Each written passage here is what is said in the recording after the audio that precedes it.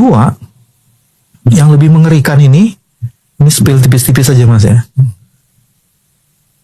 Sebenarnya pucuk pimpinan Polri akan dikenakan sesuatu tuh. Saya belum tega tuh ngomongnya, belum tega ngomong. Yang pertama adalah penggeledahan itu sebenarnya di tempat yang tidak hanya 13 titik. Masih banyak. Dan yang paling menarik, ya mudah-mudahan nanti ada klarifikasi yang lebih detail lagi, ada beberapa bunker di situ. Wah, sumber A1 ya. Ada beberapa bunker, dan lagi-lagi ini mesti di sumber yang kami percaya ini juga masih belum bisa mengklarifikasi benar, cuman angkanya itu lebih fantastis. Terus kedua, yang lebih mengerikan ini spill tipis-tipis saja Mas ya. Sebenarnya pucuk pimpinan Polri akan dikenakan sesuatu tuh.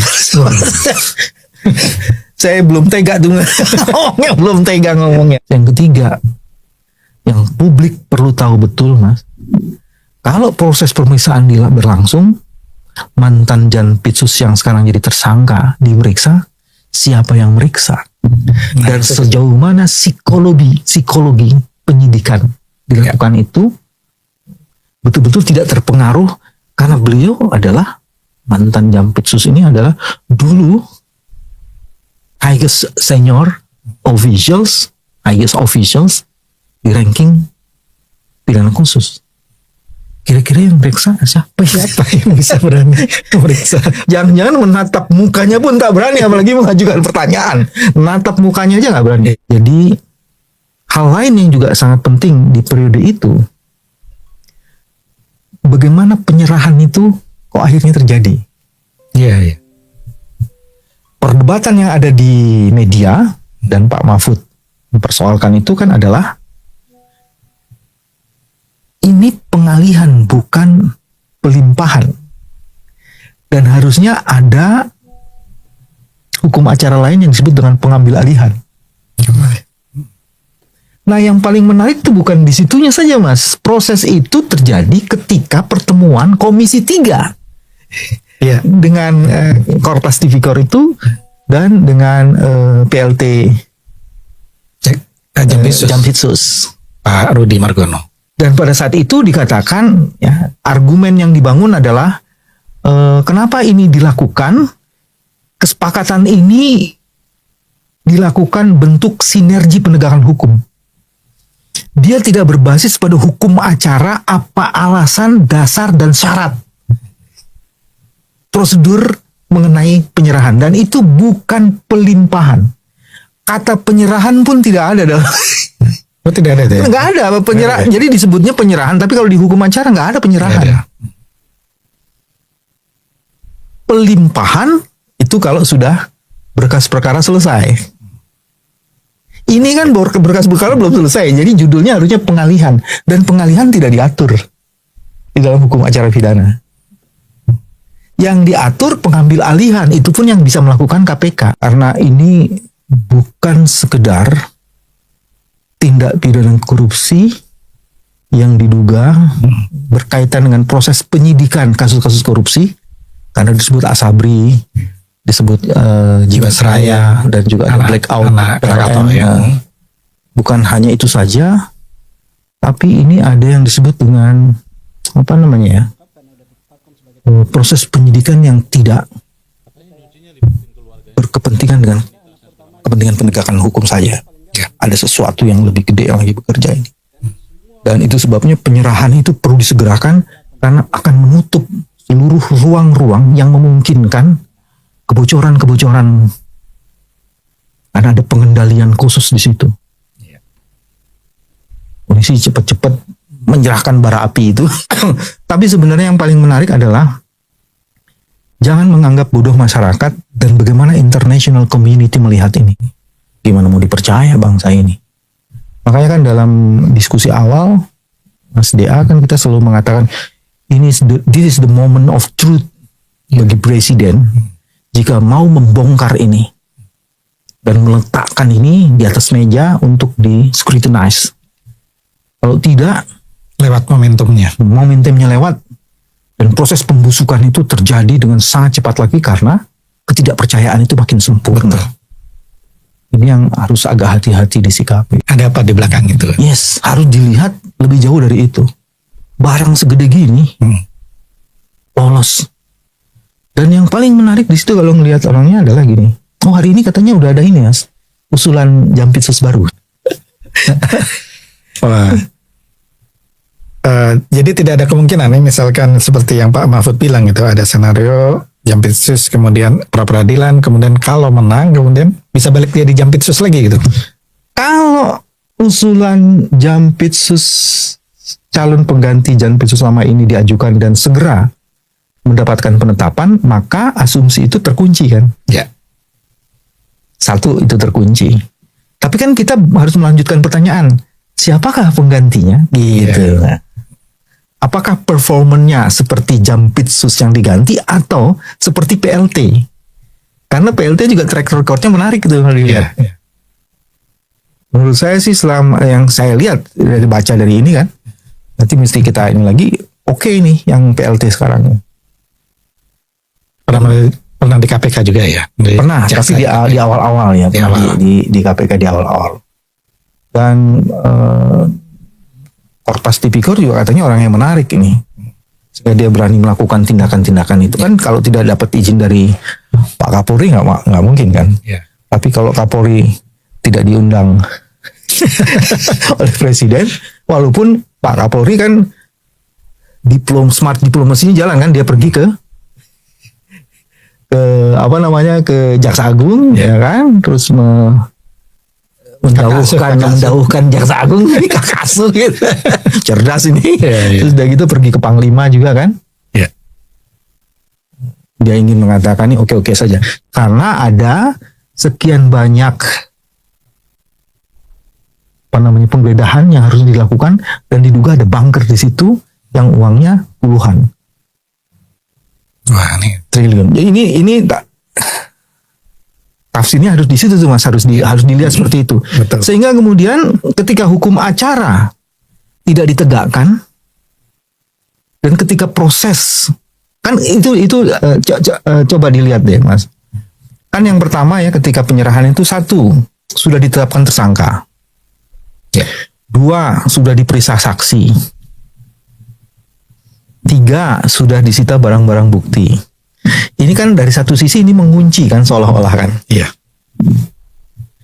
Tapi kan kita lupa bahwa Halo teman-teman semua, selamat datang kembali di sini. Ada kabar yang belakangan ini sangat ramai menjadi sorotan banyak pihak. Kabar yang seolah menjawab keraguan yang sudah lama kita rasakan bersama. Banyak yang bertanya-tanya, benarkah perlindungan selama ini ada akhirnya runtuh? Benarkah mereka yang dulunya tak tersentuh kini mulai berhadapan dengan proses hukum yang sebenarnya? Mari kita bahas pelan-pelan, tenang-tenang saja supaya kita sama-sama paham yang sebenarnya terjadi.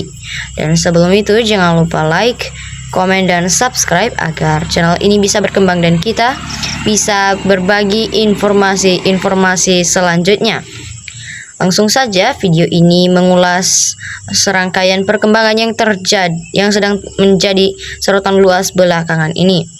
Bagaimana dugaan keterlibatan sejumlah pimpinan tinggi di lingkungan Kepolisian Republik Indonesia yang selama ini dianggap menjadi kedekatan istimewa dengan lingkungan mantan Presiden Joko Widodo, kini justru terseret dalam pemeriksaan mendalam. Bahkan dikabarkan berpotensi ditetapkan sebagai tersangka. Judul yang terdengar tegas itu menggambarkan perasaan banyak pihak.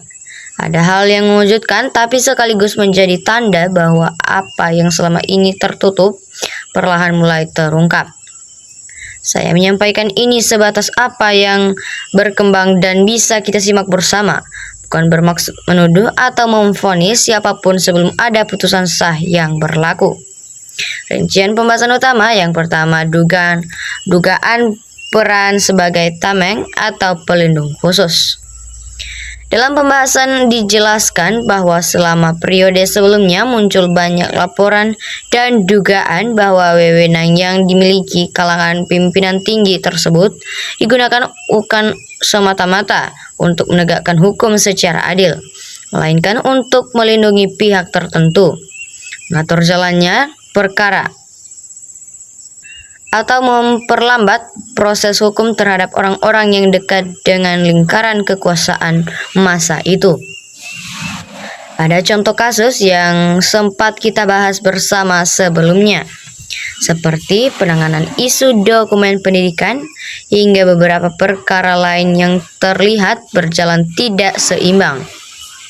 Ada yang diproses dengan sangat cepat dan tegas, sementara ada yang seolah diamankan atau diarahkan sedemikian rupa sehingga tidak berkembang sebagaimana mestinya.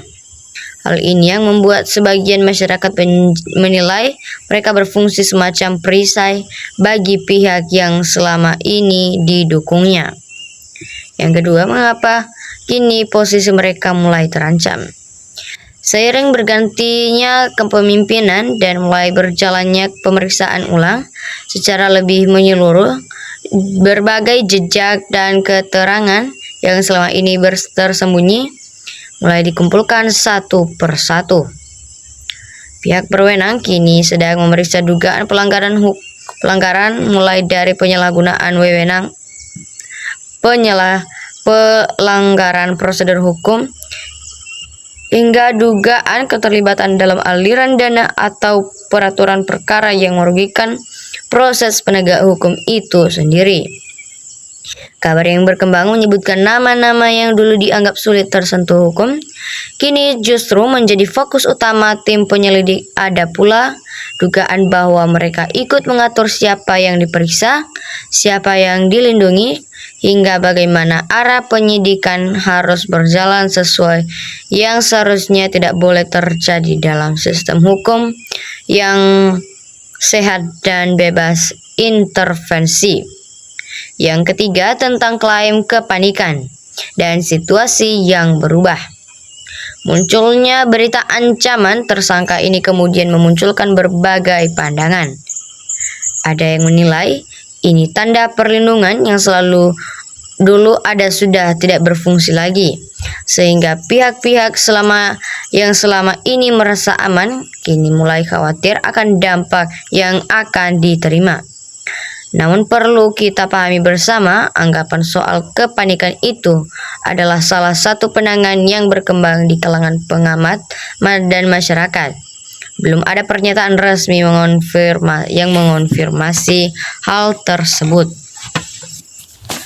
Yang pasti, perubahan suasana apa yang dulu dianggap tabu atau tak tersentuh, kini mulai dibuka atau diperiksa secara terbuka. Ini menunjukkan bahwa roda kekuasaan itu berputar. Tidak ada yang kedudukan abadi, yang abadi hanyalah konsekuensi dari apa yang telah diperbuat. Kita juga perlu membedakan antara informasi yang berkembang di pembahasan publik dengan keputusan resmi yang baru akan dikeluarkan dari pihak berwenang. Apa yang kita bahas sekarang adalah gambaran situasi yang sedang berlangsung, bukan kesimpulan akhir yang sudah pasti. Nah, teman-teman sekalian, itulah rangkaian penjelasan yang lebih lengkap mengenai apa yang sedang menjadi sorotan hangat belakangan ini. Saya berusaha menyajikan selengkap mungkin berdasarkan apa yang bisa kita ketahui saat ini, supaya kita sama-sama memahami gambaran besarnya tanpa terburu-buru mengambil kesimpulan yang belum tentu benar.